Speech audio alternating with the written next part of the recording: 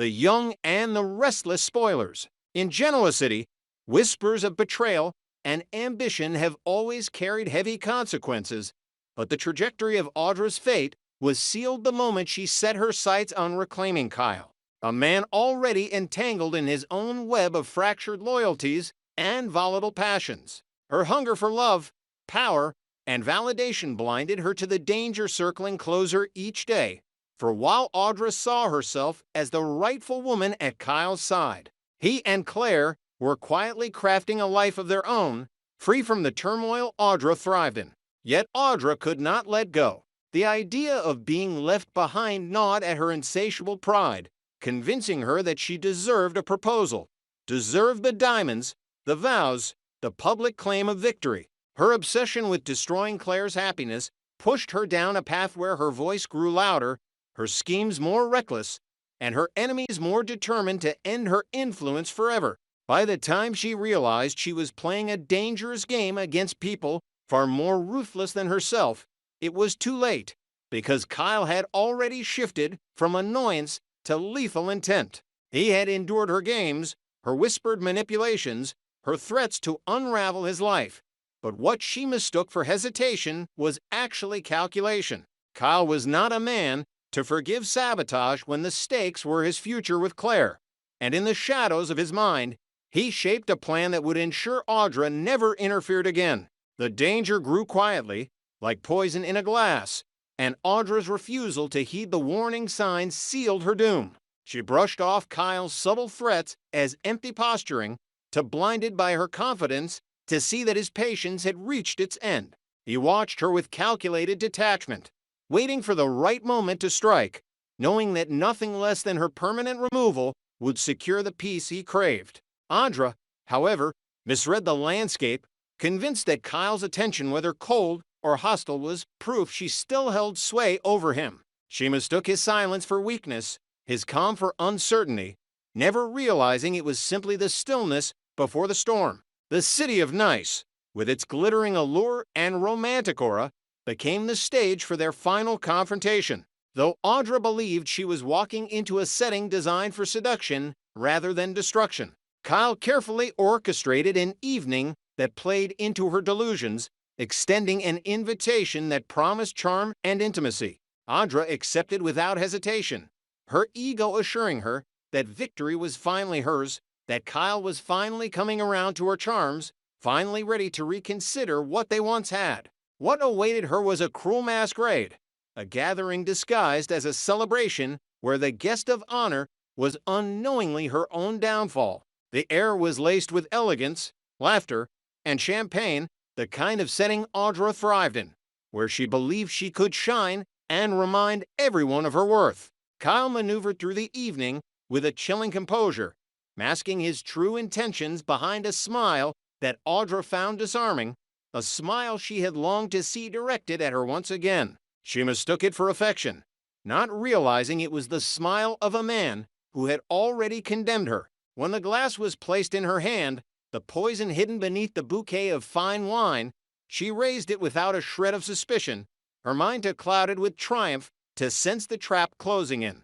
In that instant, her entire campaign of manipulation, her desperate drive to reclaim Kyle, her belief that she could win by sheer force of will of it dissolved into fragility. The poison worked with merciless efficiency. One moment, Audra was reveling in the illusion of control. The next she was gasping, her body betraying her with weakness, collapsing under the weight of what had been silently prepared for her. Guests who moments earlier had been charmed by the atmosphere recoiled in horror as she fell to the floor, the shimmer of her evening gown clashing with the stark coldness of the marble beneath her. The sound of the glass shattering echoed like a final punctuation, marking the end of her relentless pursuit. Kyle stood over her, not as a rescuer, not as a lover, but as the executioner of the choice she had made to push too far, to refuse to let go. Claire, watching from the sidelines, understood more than anyone the relief that would follow, though even she could not entirely mask the shock of seeing how far Kyle had gone to protect their future. For Audra, there was no redemption in those final moments, only the bitter taste of betrayal and the realization that her confidence had blinded her to the truth. She was expendable in the eyes of the man she believed she could control. Her death was not just the end of a character's arc, but the chilling demonstration of what happens in Genoa City when obsession collides with determination, when one person's hunger for love clashes with another's refusal to lose. It was a story that resonated with the larger themes of The Young and the Restless, where power plays often demand ultimate sacrifices, and where the line between justice and vengeance blurs in the pursuit of happiness. Kyle's decision to eliminate Audra secured his peace with Claire, but left an indelible stain on his conscience, a secret cloaked in shadows that could, at any moment, come back to haunt him. Because in Genoa City, no crime remains buried forever, and every poisoned glass leaves fingerprints, both literal and metaphorical. Audra's fall in Nice was both tragic and inevitable, the culmination of her refusal to yield, her insistence on placing herself at the center of a story that had already moved on without her. She thought she could bend fate to her will, but fate, as always in the world of Y&R, had the final word. Her collapse on that polished floor was not just the end of her schemes, but a stark reminder to every character still standing in the relentless pursuit of love and power. The cost is often measured in lives, and those who fail to recognize when to step back are the ones most likely to pay the highest price. The tension surrounding Audra's obsession with Kyle deepened when Holden Novak, a man tied to her past in Los Angeles, finally stepped into the fray. For too long, Holden had remained a shadow figure in her history, someone who had quietly carried the burden of cleaning up her messes, watching as she maneuvered her way into Genoa City's power structure with the same reckless abandon she had shown in California. But now, as Audra's fixation on Kyle and her attempts to sabotage his relationship with Claire escalated, Holden reached the limit of his tolerance. He knew things no one else dared to say aloud, things that could not only destroy Audra's reputation, but also unravel every carefully constructed lie she had used to climb the ladder. When he confronted her, his words were sharp and deliberate, promising that if she did not step back and leave Kyle and Claire in peace, he would expose everything she had tried to bury from their days in Los Angeles. For once, Audra's facade of composure faltered. She tried to meet Holden's threats with her usual defiance, insisting that he was just as complicit as she was and daring him to reveal the truth if he wanted to go down with her. She reminded him that his hands were not clean, that if her reputation burned, so would his. But Holden was ready for her tactics. With a coldness she had never seen before, he countered that her memory was selectivish, had orchestrated chaos, and he had been the one forced to sweep up the wreckage. He positioned himself not as an accomplice, but as a reluctant fixer who had been dragged deep into her schemes. His tone left no doubt. If the time came, he could and would cast her as the architect of every sin. The dynamic between them shifted in that moment.